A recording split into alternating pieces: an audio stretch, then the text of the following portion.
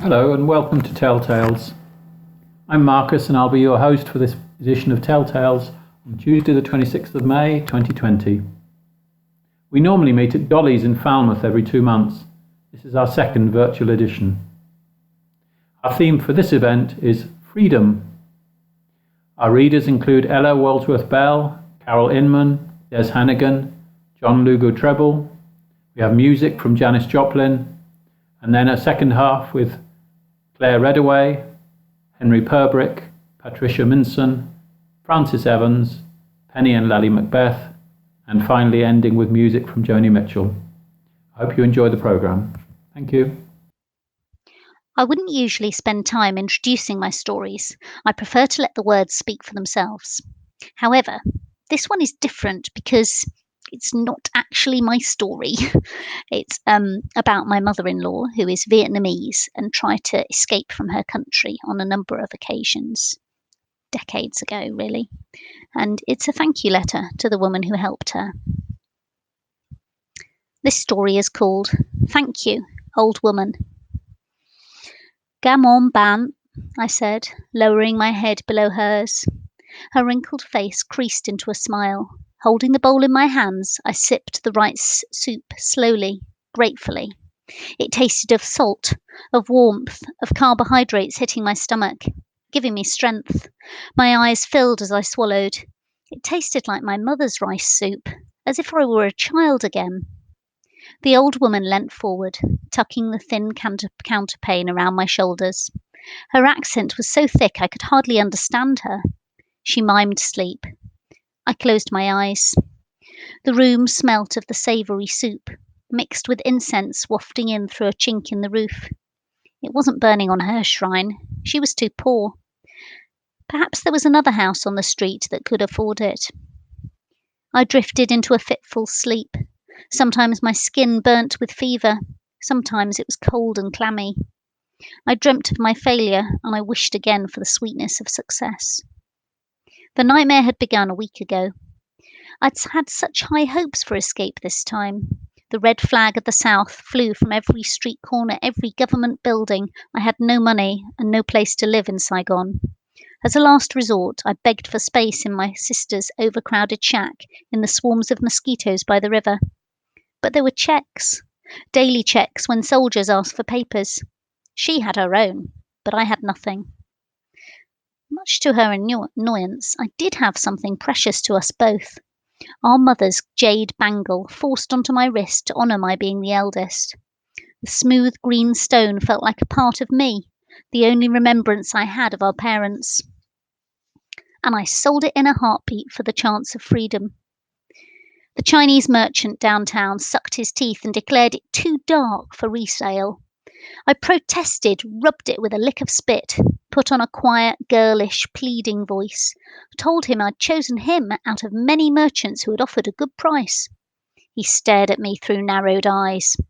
I lowered my head and begged. Then I promised to give the money to his brothers for a chance to have a space on a boat. It was enough. I glimpsed the grubby wad of notes in a paper bag and haggled with men I'd been taught to avoid. I stood my ground and bought a way out of this country that held so little promise for a young woman whose father had died fighting for the losing side. And so, a week ago, I came to Vung Tau. It's nothing but a fishing village with a rutted road and bombed-out tanks on the beach. On the right date and the right time, I waited on the foreshore at new moon, with my frail hopes and few possessions tucked into a cotton bag, waiting for the boat. At least 20 people together, silently waiting under the clouded sky.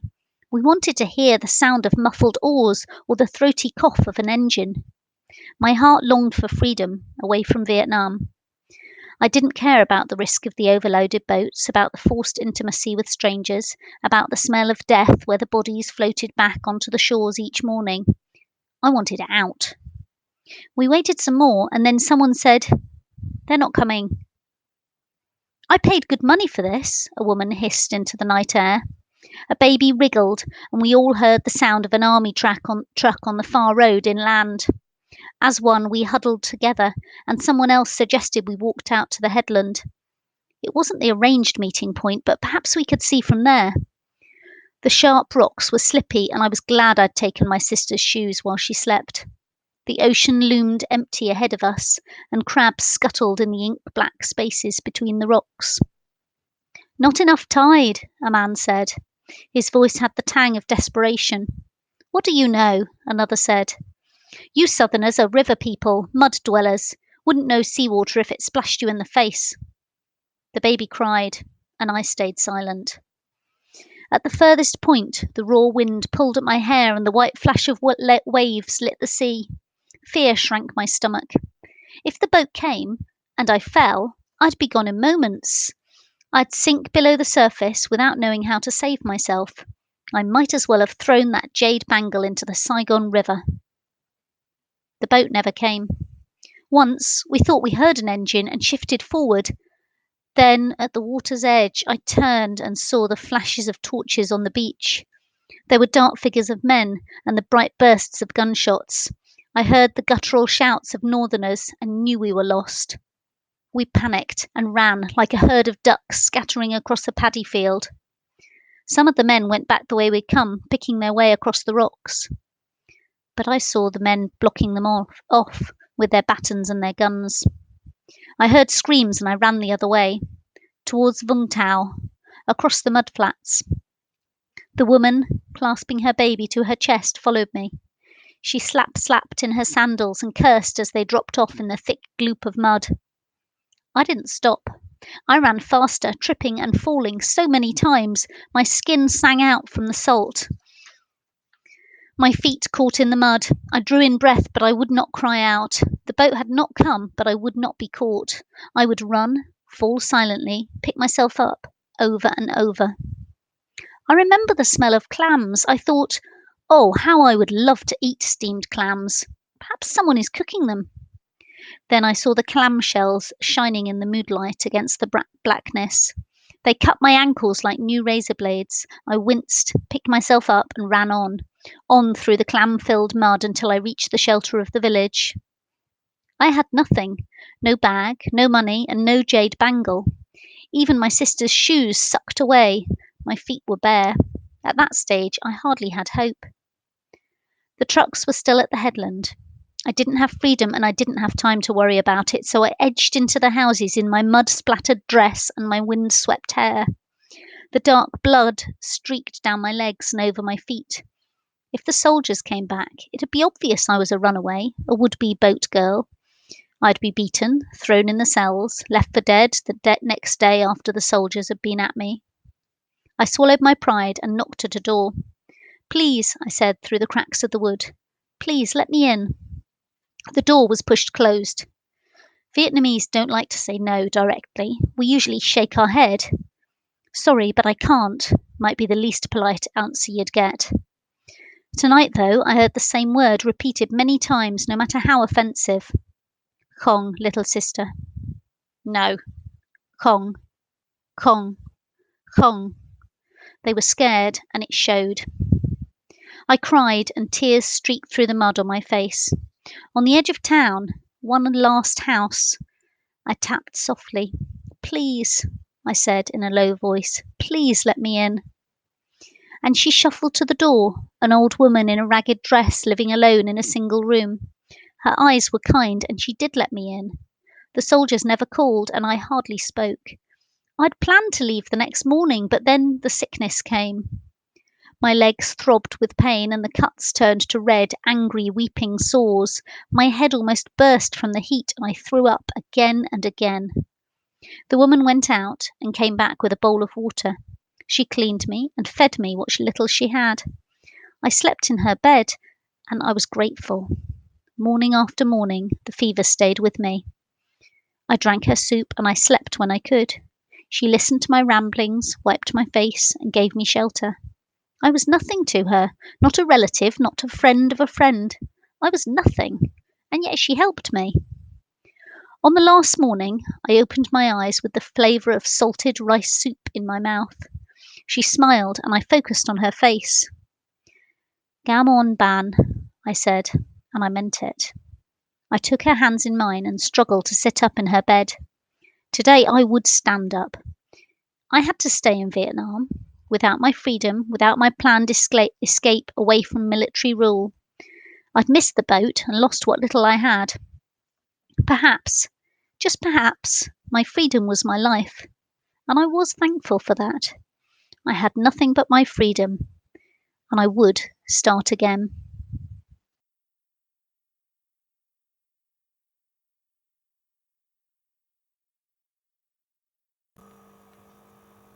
Hi there. This is a short story inspired by the one word, freedom. And I'm calling it I Am Yours. Once upon a time, a little girl ran in the woods near her home. The birds sang in the early morning before she was ushered into the old orange metal car to go to school. The sky was blue, the sun shone, and she was happy, happy, happy. When she came home at midday for lunch, she took her sandwiches and apple out into the woods. She listened to the sounds of the peacock, and she watched where the rabbits had dug holes and the badger had impressed his body across the pathway into the hillside. And she was happy, happy, happy. In the afternoon, she helped her mother in the kitchen podding peas, picking the fruit that hung from the trees and bushes, and sorting the glass jars ready to make jam with. She collected sticks for kindling, so the fire would roar and warm when the sun went down. She loved her life, and she was happy, happy, happy. At night she slept with the curtains open, so that she could see the bright twinkling stars in the dark night sky, and she watched the breeze blow into her room and cool her. She snuggled under her faded blue eiderdown to keep warm, and the cat curved himself into the back of her knees, snoring gently. The night sounds came in through the window and comforted her throughout the night. In the morning she would wake and run into the woods before she left for school. She listened to the birds and the animals chattering to one another, and she was happy, happy, happy. And so she continued throughout all her life, this great happiness instilled within from her life's very beginning in her mother's womb. She moved to the city and studied, ran workshops for the homeless and depressed, and came home to her balcony flat. She left her curtains open and listened to the night sounds of the city jungle, the screeches of sirens, the loud popular music, and the aeroplanes flying far and wide overhead, or a cry for help, a glass breaking. She slept under her new duck duvet and pulled the covers around her, imagining her cottage in the woods and the black night skies of her childhood. She dreamt of the birds singing, and of her mother hanging out washing on a long, long line, spreading from the oak to the ash tree outside their back door, their clothes and sheets drying in the wind, smelling of the lavender they had picked and dried when brought inside to air by the range. She smiled as she dreamt, and she woke with a feeling of happiness and contentment in her heart for all that she had. Then one day, everything changed. She left for work as usual, cycling the alleyways and city streets, taking care to watch and listen out for the heavy traffic around her. Always careful, listening to the city sounds just as she had immersed herself in the woodland sounds of her childhood. She moved gently. She would slow at the amber traffic lights and stop when they turned red, looking around her and always on the alert. And one day there he was, lying on the pavement with new crimson red blood staining and pouring out from beneath his white shirt onto the hard pavement. She missed running over him because she was going so slowly, aware of city life surrounding her. Cautiously, she got off her bicycle, sticking her orange safety flag high in the air to alert the traffic to go slowly and pass her by. She walked towards him and knelt. Quietly she asked, "Hello, how are you? Does it hurt? Where?" He lifted his pale blue eyes towards her, saying nothing. A deep, knowing connection almost overwhelmed her. She sank into her knees and put her ear to his chest. He breathed more and more shallower. She lay beside him, her bright yellow high-vis vest holding her safe in this busy, rush-hour metropolis. She put her hand over his heart and looked deeply into his eyes. "I am yours forever," she said quietly. "Stay, please stay with me forever. I am yours." They breathed in unison until the ambulance came and took him away. She never did get to work that day, and the day after, nor the day after that. She returned to the woodland where she was born, giving up the city noises and smog for the birdsong, the early morning mist, and the dark, clear night skies, shining those tiny, twinkling stars, which blew gently with the breeze into her bedroom window. She slept well that night, and the night after that, and the night after that one too. She never returned to the city. He came looking for her, following the trail of police identification and social media. He came to her village and found her walking in the woods, hanging the washing out, and he smelt the aroma of cooking from the freshly picked fruit from the trees.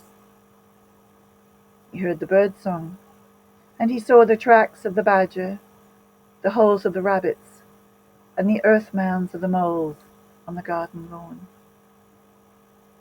She saw him, seeing him too.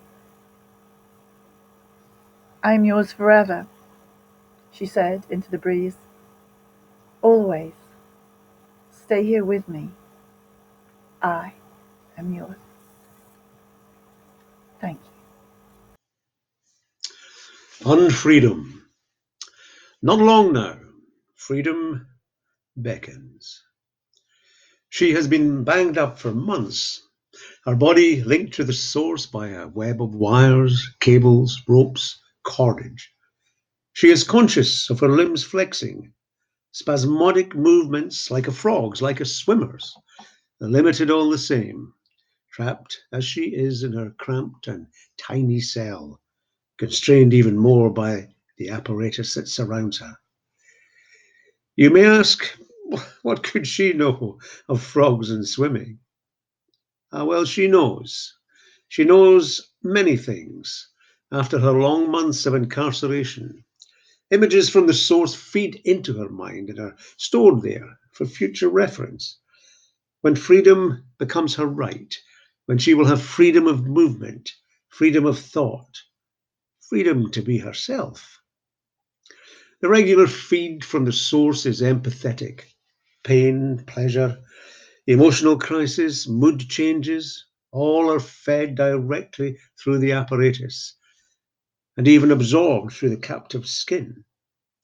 Layer upon layer of templates and circuits transform her constantly. The deepest feed injects intense memories shared with the source, filmic narratives that reach back through centuries. All of this is the design plan that has served the source for millennia.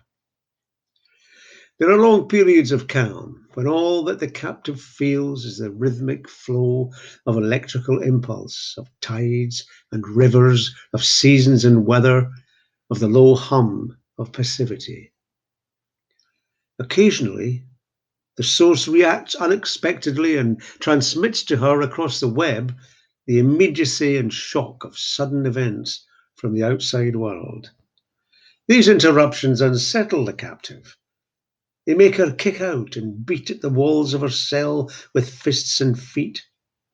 Flashes of light, tremors, thumps, crunches, a shrieking of ravens in descent, screeching sounds, and loud shouting that transmit through the source, unsettle the captive, and fill her with anxiety and dread. Such events are soon over, however, and peace and passivity engulf her once more.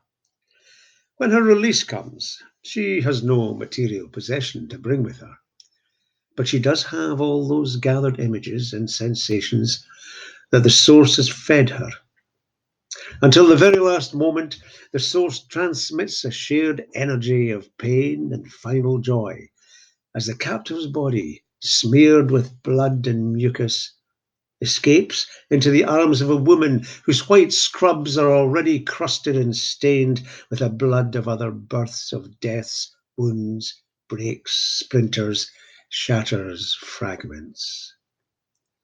The beloved source still clings to her by the cord, through which sudden fear and despair overwhelms the joy of being, as the raven's descent reaches its deadly climax, the long drawn out howl of destruction, and the final crump, crump, crump of brutal contact as she is freed into the chlorine fragrance of Aleppo, and then instantly is unfreed, is unborn beneath rubble.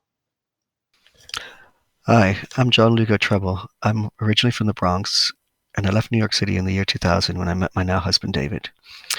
We currently live outside Marizine with our 3 cats. I'm predominantly a fiction writer.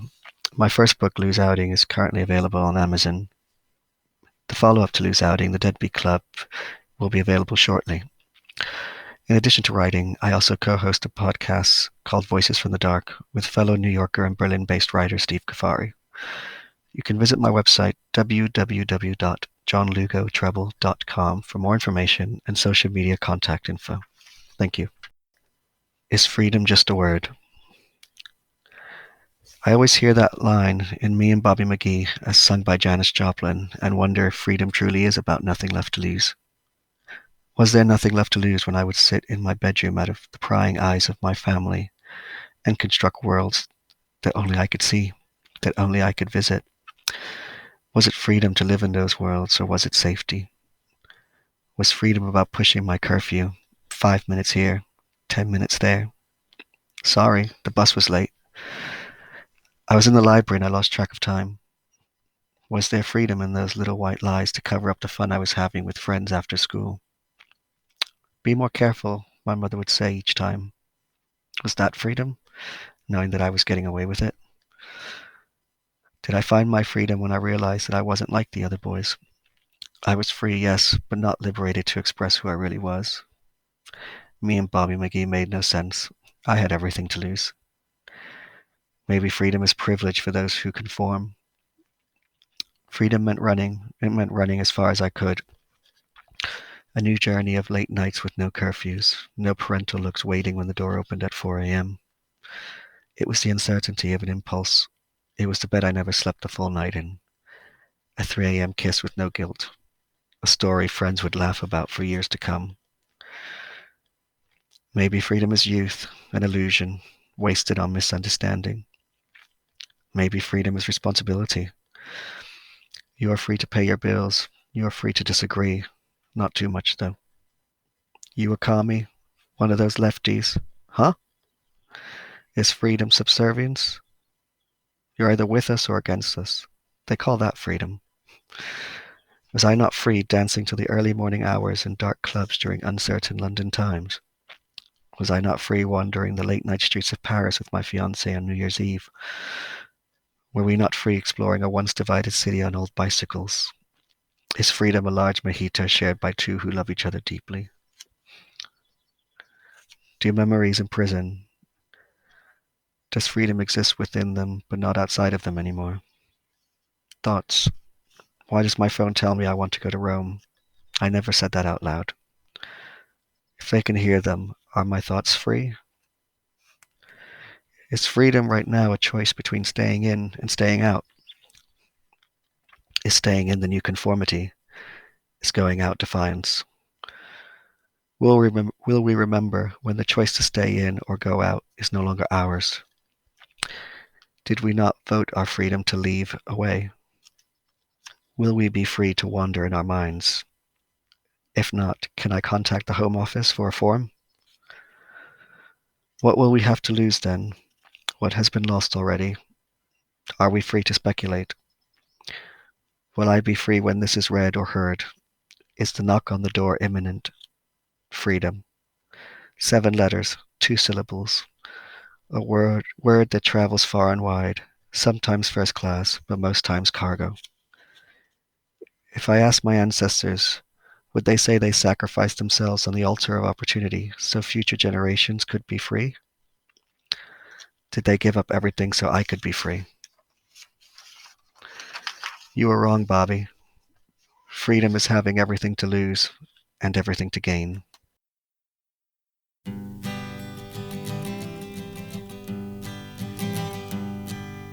Busted flat in Baton Rouge, waiting for a train, and I was feeling near as faded as my jeans. Bobby thumbed a diesel down just before it rained and rode us all the way to New Orleans. I pulled my harpoon out of my dirty red bandana. I was playing soft while Bobby sang the blues. Windshield wipers slapping time, I was holding Bobby's hand in mine. We sang every song that Javi knew. Freedom is just another word for nothing left to lose. Nothing, I mean nothing, honey, if it ain't free. Yeah, feeling good was easy, love, when he sang the blues. You know, feeling good was good enough for me. Good enough for me and my Bobby, yeah. From the Kentucky coal mine to the California sun, hey, Bobby shared the secrets of my soul. Through all kinds of weather, through everything that we've done, yeah, Bobby, baby, kept me from the whole world. One day up near Salinas, I let him slip away. He's looking for that home, and I hope he finds it. But I trade all of my tomorrows for one single yesterday, to be holding Bobby's body next to mine. Freedom is just another word for nothing left to lose. Nothing, that's all that Bobby left me. But if feeling good was easy loud when he sang the blues, hey, feeling good was good enough for me. Good enough for me and my Bobby, yeah. La da da, la da da da, la da da da da da, la da da la da da Bobby, yeah. La da da.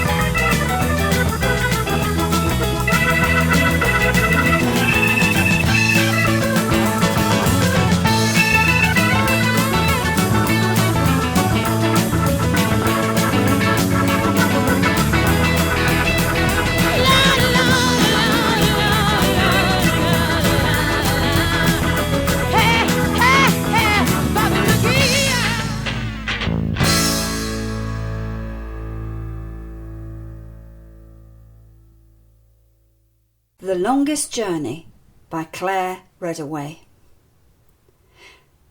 She's never been one for the crowded places, the town squares with their fountains and their tourists, the pedestrianised areas thronging with shoppers, the pubs full of drinkers spilling onto the streets.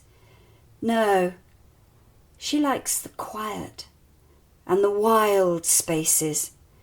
Mountains and moors scratched with heather rasping at your ankles, waves crashing onto a rocky shore, an empty beach spooling out in front of her tramping boots.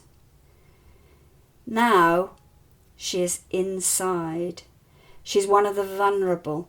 Her door must stay locked. Death lies over the threshold, over there, outside. Her flat is dark, small, a bad conversion in a Victorian tenement. It smells of basement and of damp. It didn't matter before. It was where she dumped her bags, rested between trips, a stopover place. She never meant it to become her world. The view from her kitchen sink is of the courtyard, a poky, dirty space originally designed for coal deliveries, all blackened bricks and dead leaves. There is only a postage stamp of sky. She feels the sadness creeping in, all the losses, all the regrets, the times when she should have stepped into an embrace but held back, awkward, the times when she should have smiled and said, "I love you," but was too diffident. The many times when shyness overcame her and the moment was lost forever. And the other times when she was shunned or rejected or harassed. All those times crowd into her head until all she can do is crawl under the covers, curl into a ball and sleep and sleep and sleep. On the fourth day of sleep, she drags herself from bed to bathroom and then to kettle, and as she waits for it to boil, she looks out into the courtyard. Prison yard, she thinks. The high walls, the patch of sky. Oh, there's a bin bag blown in from the street, caught in the drain. If it rains, that'll flood, she thinks. She makes herself unlock the door, push hard, and step out in her flip-flops into the air. It's dank and dark, of course, but it is not the rank air of her bedroom, and there is light filtering down. She tugs at the bin bag, frees the drain, and then, like a prisoner, she steps along the edge of the yard. 10 steps. She runs her fingers over the rough texture of the red brick. 10 more steps across the back, then 10 again, and 10 back to the door, a square of 40 steps. A step is about 2.5 feet. 2,000 steps makes 1 mile. 10,000 is 5 miles. She knows this. This is enough. On that first day, she walks around the area 5 times. The air fills her lungs, and although she goes back to her bed and retreats into the dark, her head is beginning to fill with other images, with other thoughts, and when she wakes the next morning, she gets straight out of bed. She has a plan. She finds the old tin of white paint that is hidden at the back of a cupboard and a paintbrush that has hardened with lack of use.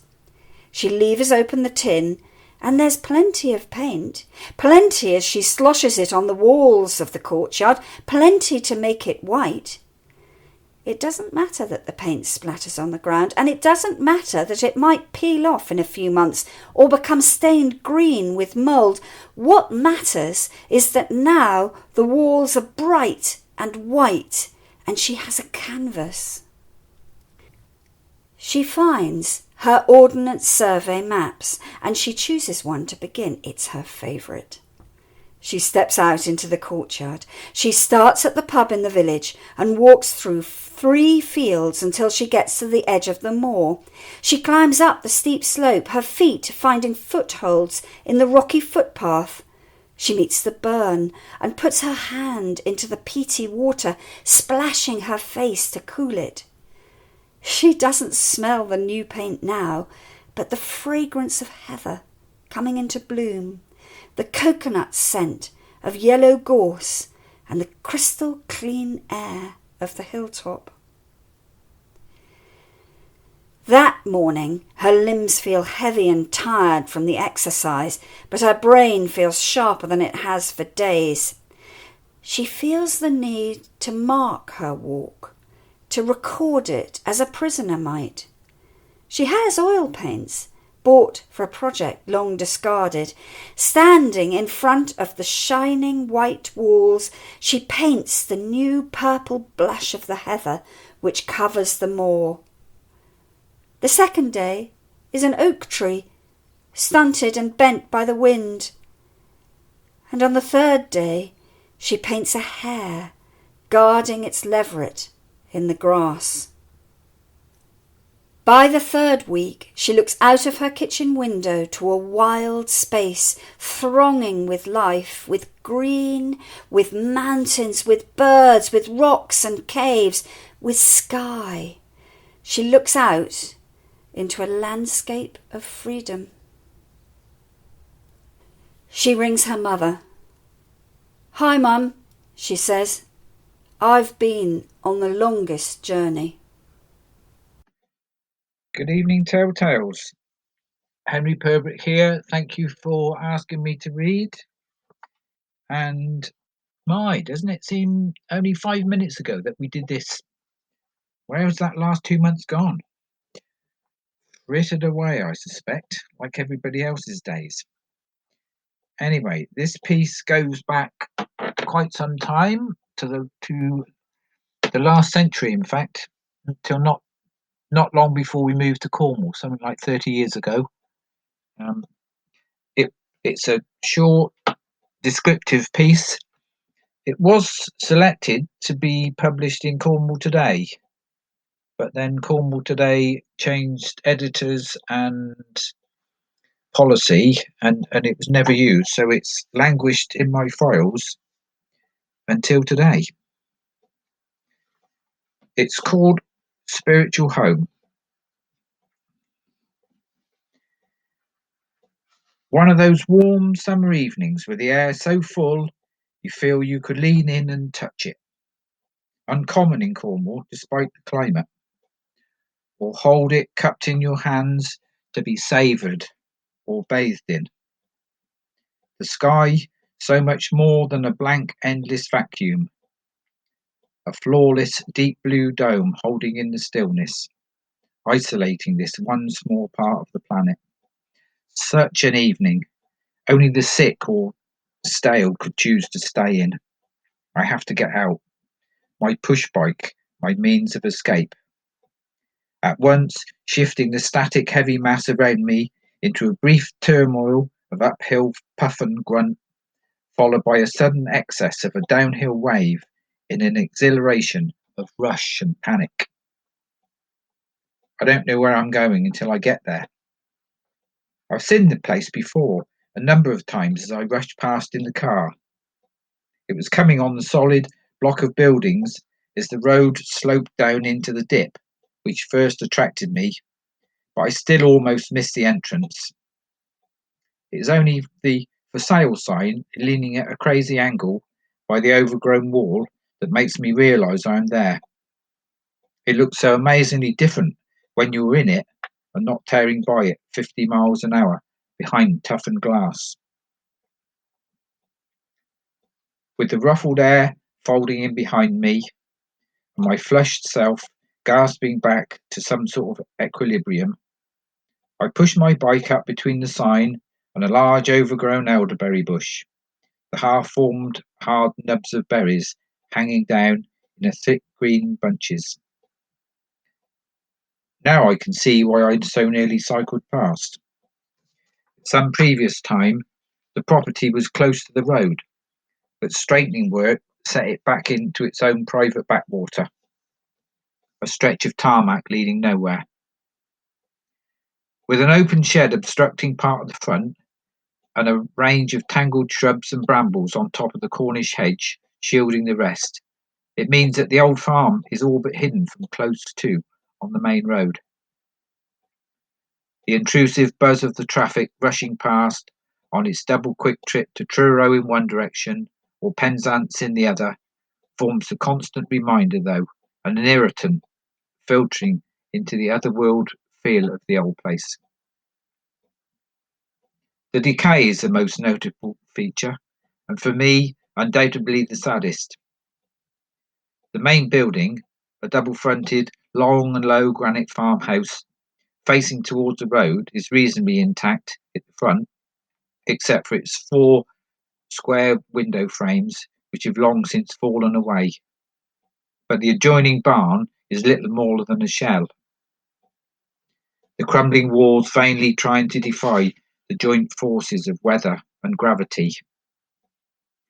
Naked and redundant, a few half-rotted timbers remain blindly fingering the sky, now that the tiles have slipped down to become a lost mound of broken rubble buried between a wild overgrowth of brambles and nettles at the base of the walls. The 3 farm workers' cottages, primitive 2-roomed affairs, set in a row at right angles to the main building, have suffered the same fate. Doors and windows gone, whole lumps to the roof missing, allowing more of the destructive elements in to increase the levelling process. Ceilings, floors and stairways long caved in and coated with a thickness of debris and grime. The musty smell of long decay everywhere. I tread down some of the grass and nettles to wander through this past of unknown strangers. Ever hopeful, I search for a sign, some overlooked, long-forgotten treasure perhaps, something that might help to link us in some small way.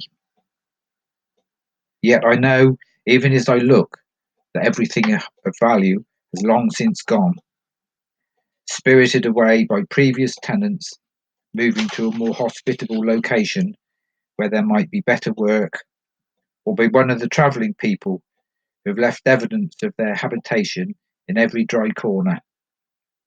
Empty cans and bottles, a few clothes worn to rags and not even fit for their meagre use, the charred embers of a fire, mattresses, even a makeshift bed in an upstairs room of the main house. Long deserted, but still retaining enough presence to make me feel the intruder. I dream and plan the renovations I will make. The kitchen here, a new dividing wall there. The summer visitors who will holiday in the small cottages, and who will learn to love this place as I do. Who will come back year after year, bringing new life and laughter, along with a much needed income. A new spirit. Could almost hear the sound of happiness surging up around me. See a gate back on the enclosed front garden, and the roses that are a must around the new front door. Feel the warmth of winter evenings with a roaring fire in the great hearth, keeping the westerlies at bay. And I know the ghosts that fill every last corner are fully on my side.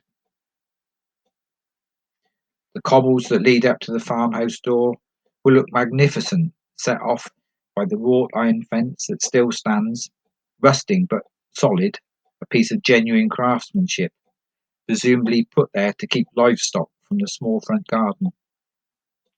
A garden that still shows traces of past attention, with roses gone wild and rampant with neglect among the nettles and brambles. A stone water trough still stands intact beneath one of the windows. The front door will sadly have to go. Once a symbol of solidarity against the worst that Cornwall could offer by way of the elements or intruders, it now gives little protection from either. I peer through a hole where one panel has been roughly pushed in and get an unexpected jolt. Just inside the low-ceilinged room, perched on a hanging loop of electric cable, almost within touching distance, sits a family of 5 martins, peering back at me through the gloom. The shock stills all 6 of us for a long, memorable moment, make me feel even more the intruder. Then, before I have time to explain or apologise and back quietly away, they collectively decide to make a break for it. In one synchronised move, and in silence they are gone, flying out one of the many openings to the back of the house. I'm sorry to disturb them and see them leave, but I know in the instant that they are the treasure I am seeking. Know that I have to buy up the site and put all my plans into action. But wait, get realistic. Here is where my dream must end. In truth, I knew as soon as I cleared the elderberry bush that the practicalities of restoring the property was far beyond either my pocket or capabilities. And it would seem the same goes for anyone else, for as I write this months later, the for sale sign is still there, overgrown now to become almost a part of the landscape itself, but remaining as a clear indication to the assorted wildlife and the travelling people that for now at least their temporary home will remain undisturbed. In the meantime, I can at least think of what might have been and maybe share a little of the feeling of sorrow that went with the ghosts who tried so hard to tempt me. Thank you. A small postscript to this. This site is on the main road between Falmouth and Helston, and some time after this was written, it was purchased and it was renovated, and it now looks to be just the sort of place that I envisaged in my dreams, but owned obviously by someone else. Thank you. Good evening, and thank you, Marcus, for inviting me to read tonight. My name's Patricia, and I'm going to read to you one of my short stories entitled The Good Son. Father was a straight talker, wasn't he, Mother? Look what he wrote on the back of this photo. Aidan, what a shithole. And then the date, February 1952. This photo was taken the year I was born, and the ink hasn't faded. It's a snap of the port shot from the deck of HMS Glory. Father took his camera everywhere. I missed him when he was away. When he left home for that posting, the year was as fresh as the young Queen's face. He always came home with gifts, a souvenir for me, a bottle of Chanel No. 5 for you. I thought it made you smell cheap, but you loved it. He was full of stories about the people he'd met and the countries he'd visited. I look forward to seeing his photos of faraway places. I remember the times I spent with him in his dark room in the basement. He called me his assistant. Good boy, Arthur, he'd say, as I pegged the wet photos onto a string as they came out of the trays. I remember the vinegary odour of the stop bath. It clung to our clothes. I listened to his stories as we stuck the images into this album. He bought it in Japan. See? It's the one with the lacquered bamboo cover. He wrote a note in white pencil under each picture, a reminder of when and where it had been taken. The album's so old now it smells of damp with a whiff of camphor.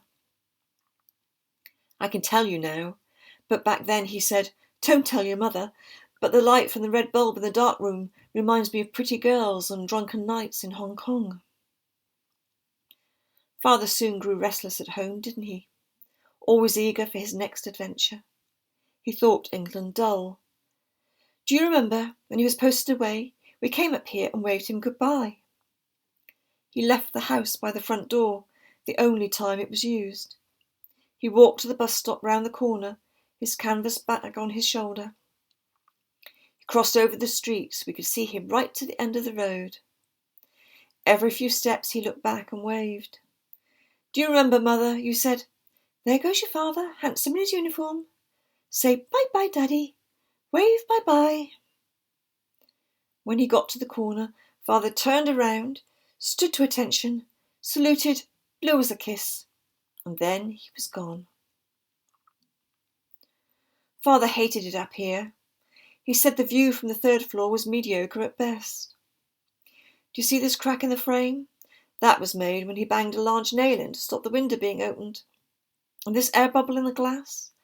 Both are older than me.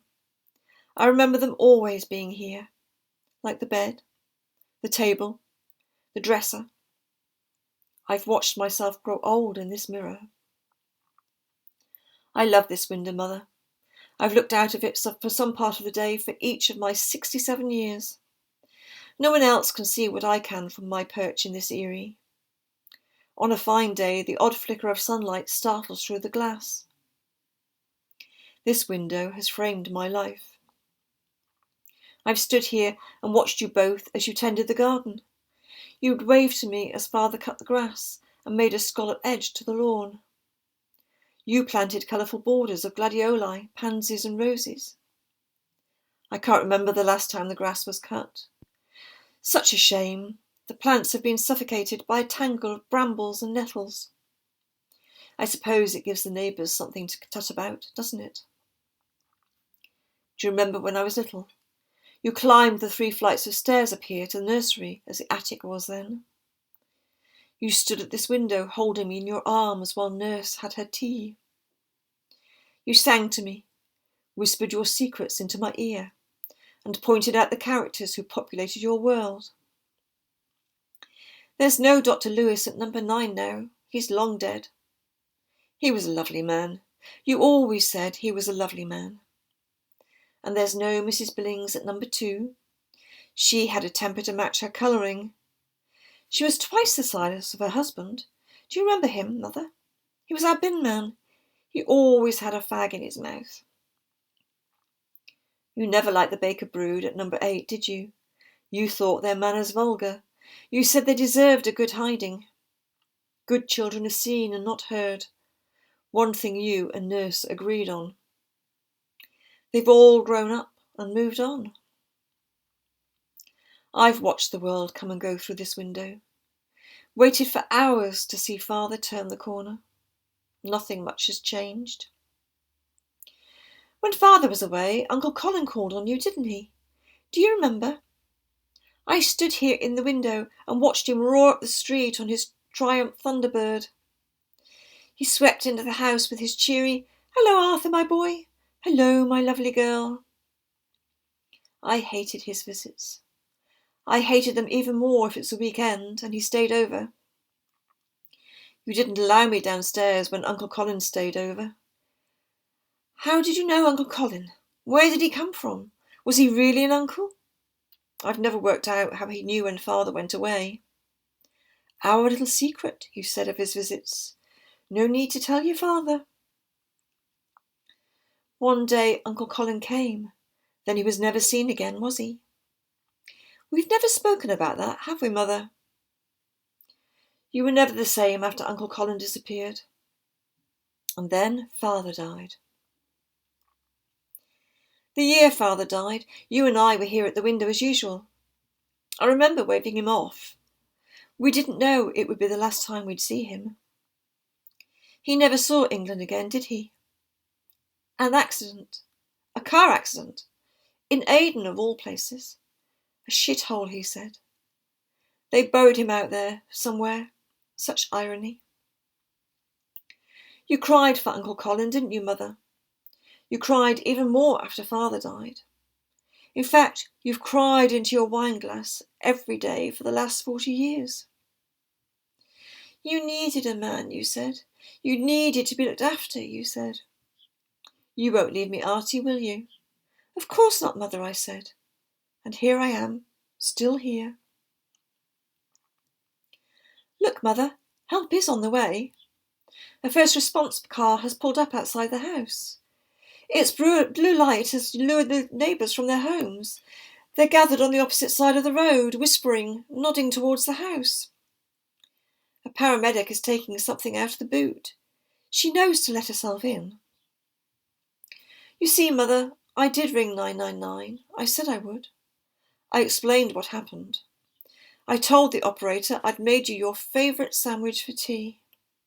I told her. You looked at me and said, "You're a good son to me, Artie. You look after Mother so well." I said you took a bite of the sandwich, but it went down the wrong way. I told you coughed and spluttered. You thrashed around a bit, knocked your teacup over, and the tea went everywhere. I said you couldn't breathe. What I didn't tell her, and I know I should have, was that I'd waited half an hour before I rang 999, just in case.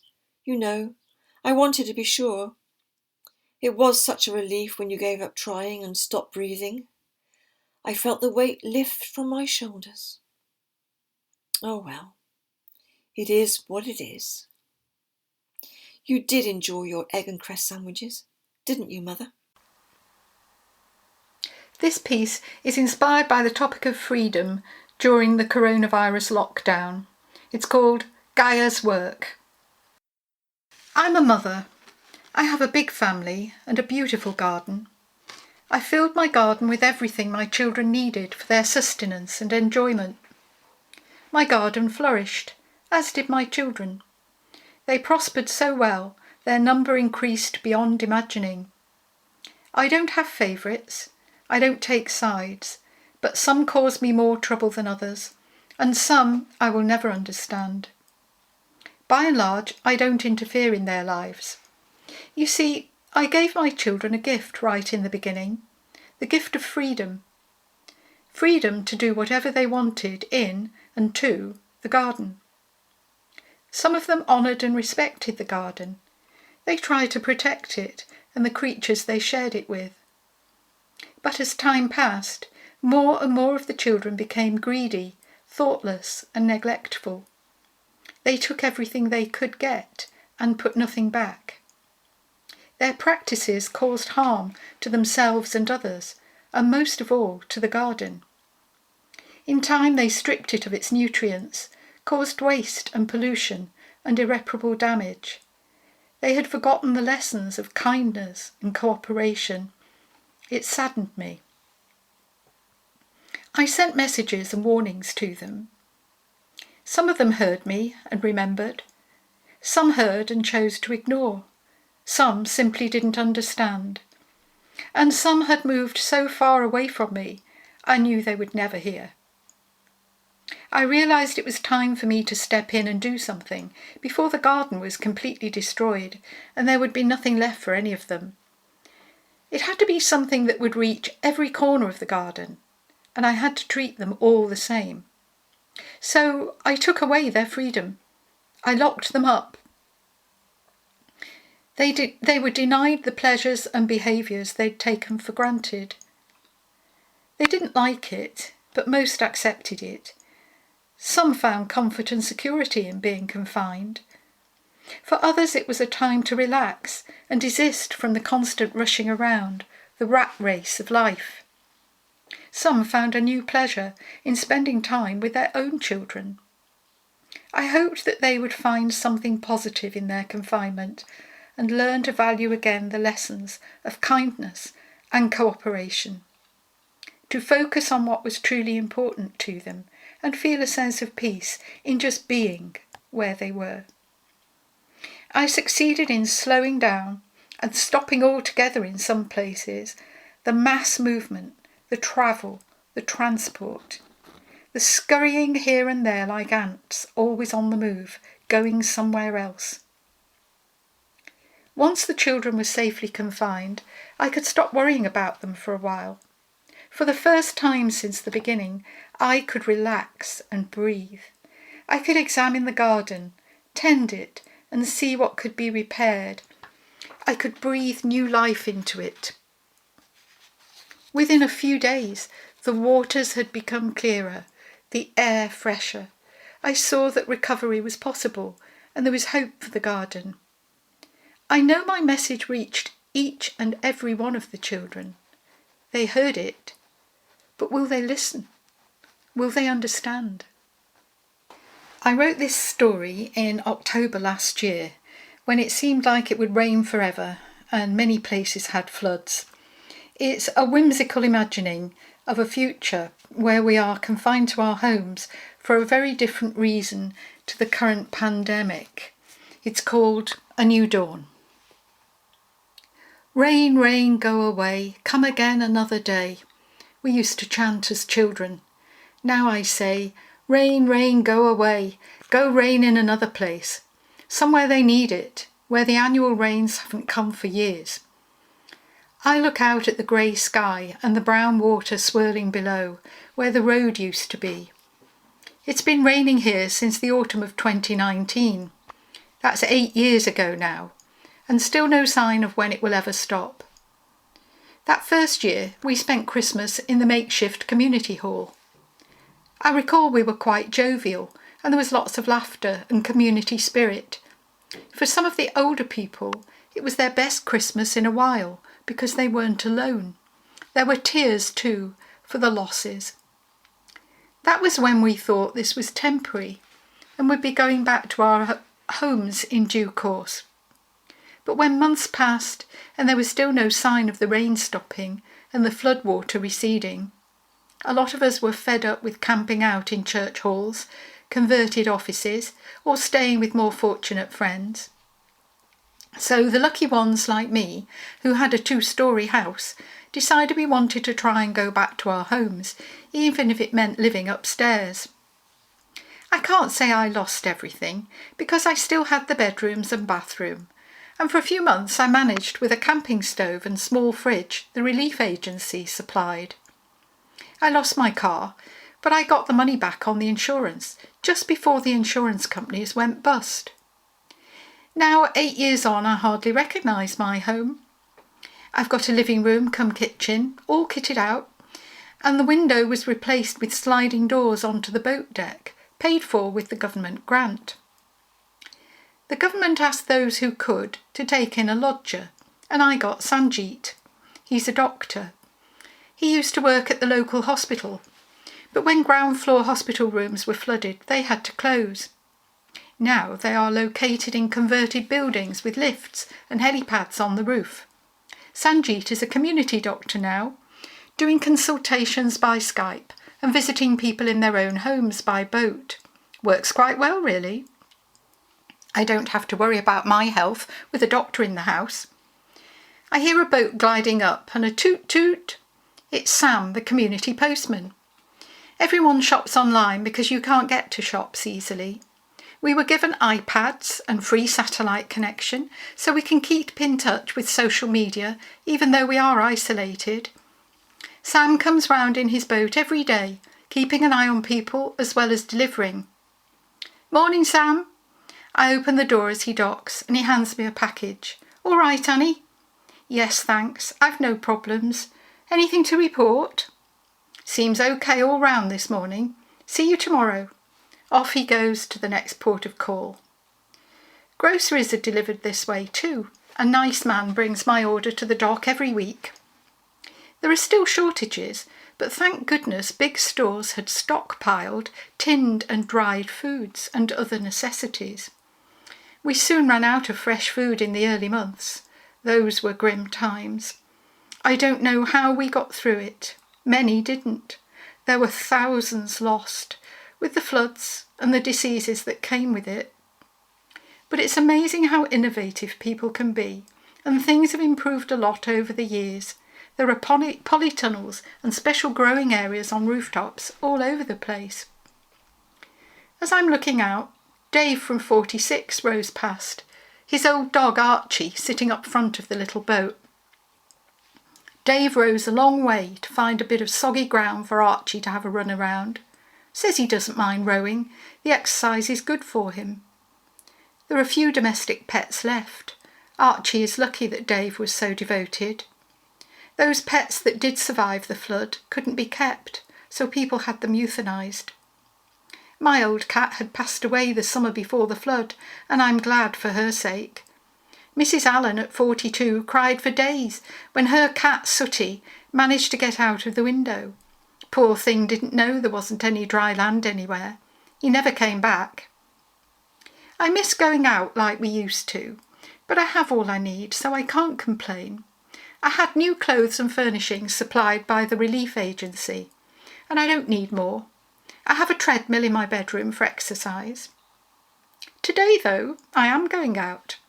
I'm visiting my friend Shirley, who lives in the Ark, as we call it. It's an old tanker that used to be moored in the estuary. It was converted to accommodation, and about 70 people live on it. They have their own room or cabin, and there's a communal TV lounge and dining room. Shirley lost her bungalow, one of the first to be completely submerged. She really did lose everything. But she's quite happy now in the Ark. There's plenty of company when she wants it, and she doesn't have to cook or clean, so it's a life of leisure really. Sanjeet holds a surgery there once a week. I understand that buildings were not built to have their lower half underwater, so no one knows how long we can last like this. Perhaps my house will collapse one day, and I will end up in the Ark too. Those who could got out of the country and moved away to high places in the world where they thought they would be safe. Higher ground, mountainous areas. The royal family moved to their homes in Scotland. And when the Queen died, the others decided they didn't want public life anymore. The Prime Minister became President Johnson, and he took over running the government from new headquarters in the Peak District. My son got out. When London was lost, he took his family to live in the Canadian Rockies, a place he'd always loved. It snows all the time there, but he says the children enjoy skiing to school. We don't have schools like that anymore. Children are taught at home via satellite link. Most people work from home that way too. One of the benefits is it's much quieter. There's no traffic noise with no roads. There's no planes with nowhere to land. Just the helicopters. So folk don't travel about much except by boat. The rich and the government, they have their own helicopters. My little boat is electric, with a rechargeable solar panel that works even though we don't have a lot of sunshine. It's a funny old life, I think, as I get into my waders and oilskins for my short journey to the Ark.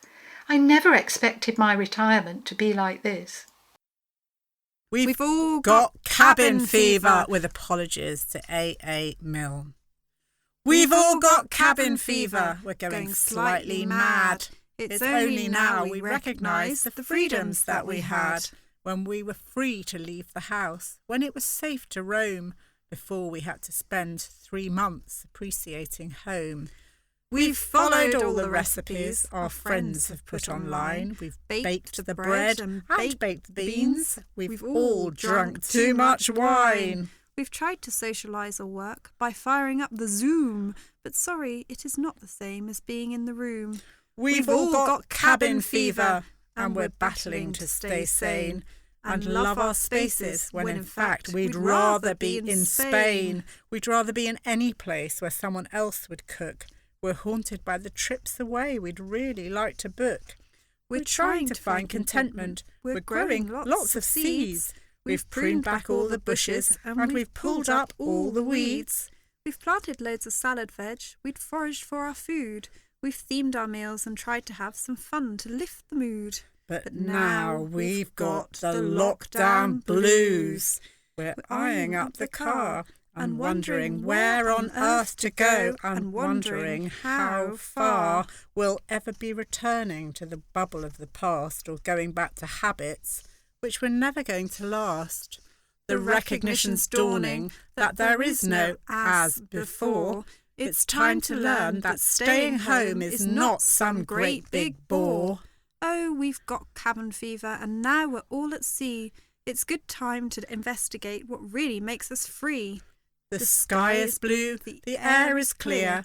Will we let all this go and bring the mass consumption back? Please say the answer's no! Like everyone else in the country, we've been busy digging our garden, and after a day of poking up clay, these are my thoughts. It's called digging. Under the bumpy, mole-infested lawn of the old Sunday school, my fork goes in, carving up chunks of compacted earth, cool, clinging clay that clags the prongs and tangles of turf with their straggling roots. My fork goes down to the clusters of slate and the strange pink lumps that are lighter than stone, to the crumbly patches of loam and the occasional battery spilling its acid from a rusting case, down to the discarded spoils of a mined land, to the worms minding their own business, to the shining specks of white quartz catching the afternoon sun, barrow after barrow of sods removed to rot in the wild corner by the Cornish hedge, where the wild garlic thrives, where the soil grows richer and the long shadows reign.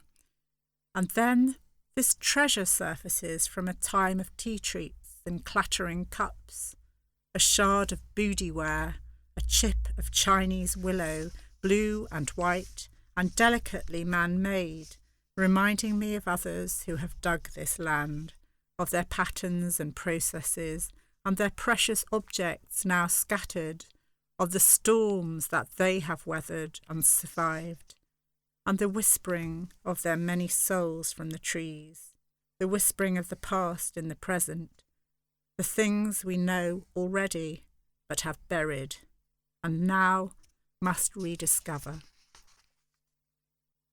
Okay, so the next poem is called Dissolving. We're all doing a bit of dissolving at the moment, as is the world around us, and we're all hoping that it might recrystallise into something we'd like to see. Dissolving. All that is fluid, all that is washing around, all that is in flux, I summon you to this pool, portal to the mysteries, meeting of salt and fresh water, a cup that runneth over, filled and emptied by the moving current, by the emptying heavens and the trickling streams. Reflect here on a deceit that tricked Narcissus, the impression of still water, the ingress and the outpouring under a surface of pure sky, the churning and the changing. Okay, so this poem was written just before we got locked down and everything moved on. It was actually written on the 31st of January 2020, which is of course when we formally left the European Union, and the sense of unease that I had, I now realise, was about more than that exit. And it's interesting now I'm reflecting on this poem, but this was a reflection on something else, but maybe also a foretelling of something else. Reflections on the 31st of January 2020. I hear it explained patiently by the Radio 4 pragmatist that in the future we may never know quantitatively how Brexit had harmed us. That although we may suspect this historic day resembled a cartoon character plunging off a cliff with accompanying sound effects, we will have no proof that things could ever have been better, it being impossible to run a parallel reality for comparison. Yet here is the fear so many share tonight, that we may regress to some dark place we will not want to call home. I cannot measure it in inches or in centimetres. I do not express it as a percentage or a gross national product, but I cannot deny it. A raw, ugly feeling, a rising up of tears at the thought of such recent and fragile alliance squandered in an act of folly. So this next poem, Zoom, was written after a Zoom meeting. We've all been having Zoom meetings, and they are sufficient up to a point. I think we all know what I mean by that. So here is my attempt to encapsulate the Zoom experience. Zoom.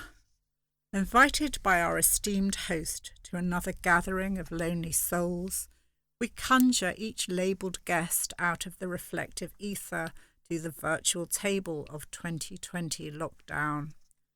Zoom! And we are all nearly present, nearly in the room.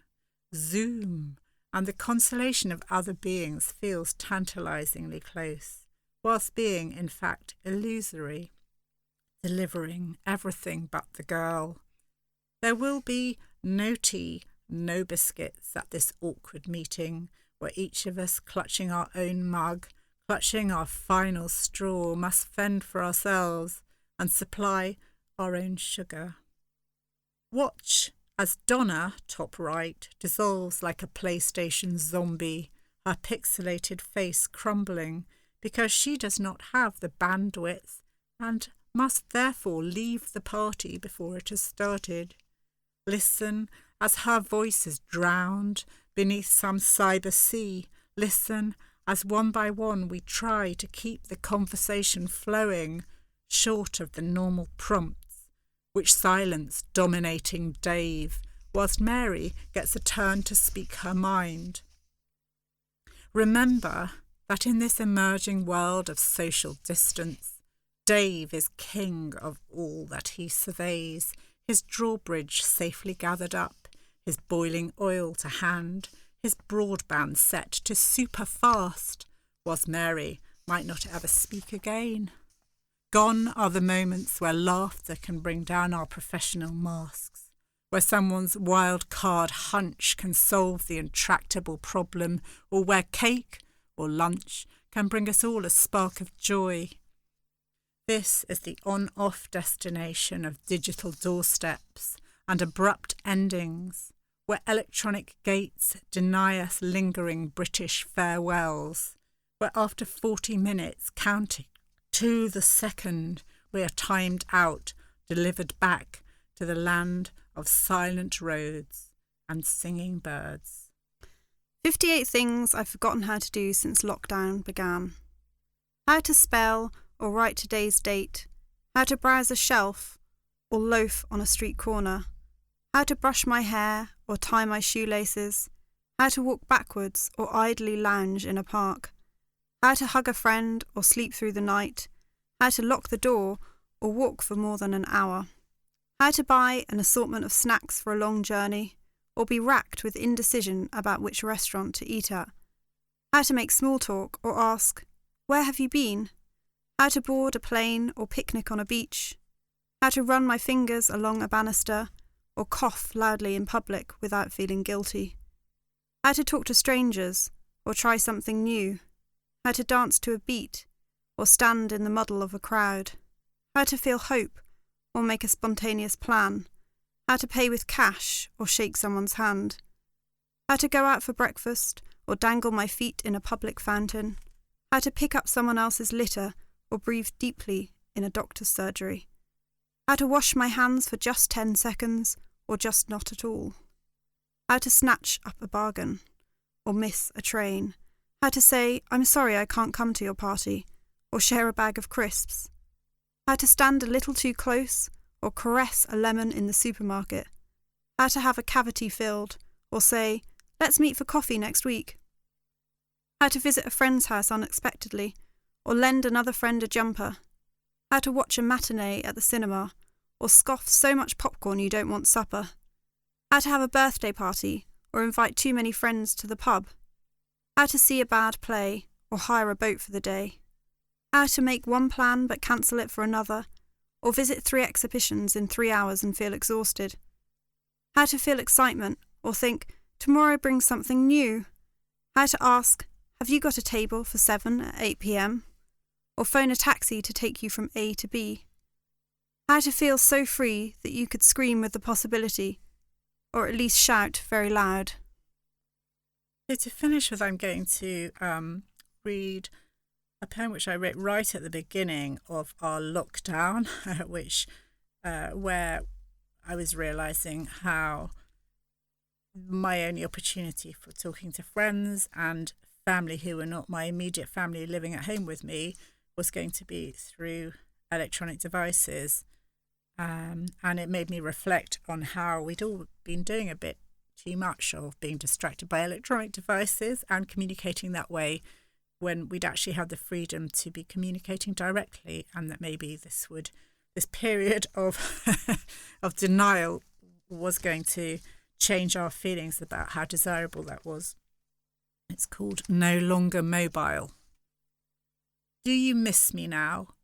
Do you remember sitting opposite me in pubs, clubs and restaurants, preferring the company of your shiny scrolling screen, allowing intermittent beeps and ringtones to interrupt what might have been a brief encounter of a memorable kind, failing to make eye contact or notice others similarly engaged in parallel distractions?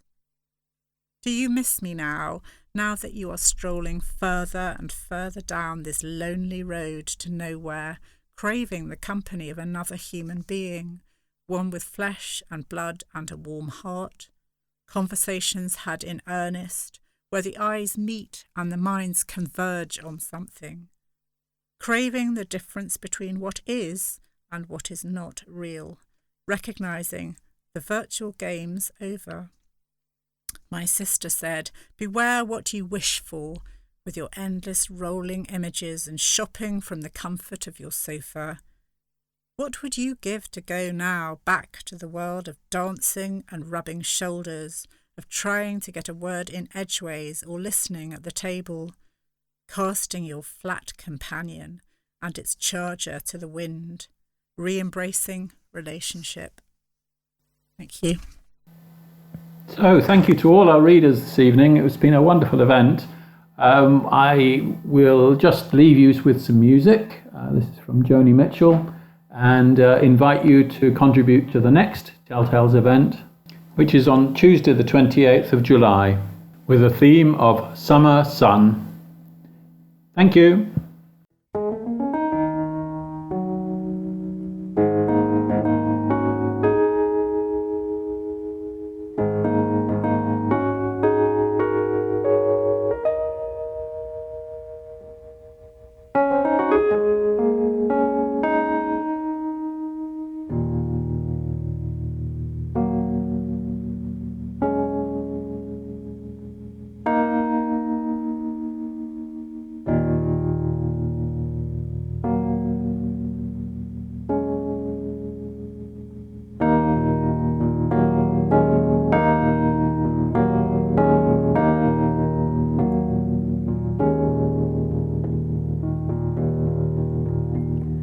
Came upon a child of God. He was walking along the road, and I asked him, where are you going? And this he told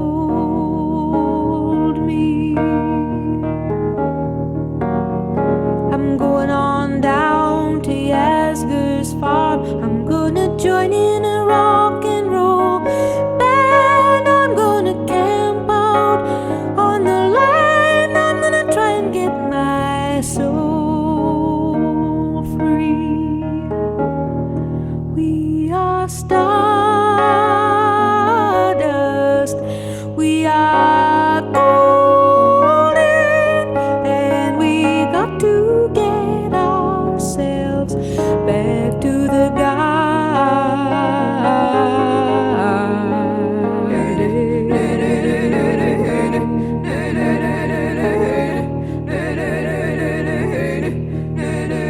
Then can I walk beside you? I have come here to lose the smog, and I feel to be a cog in something turning. Well, maybe it is just the time of year, or maybe it's the time of man. I don't know who I am, but you know life is for learning. We are stardust. We are golden, and we got to get ourselves back to the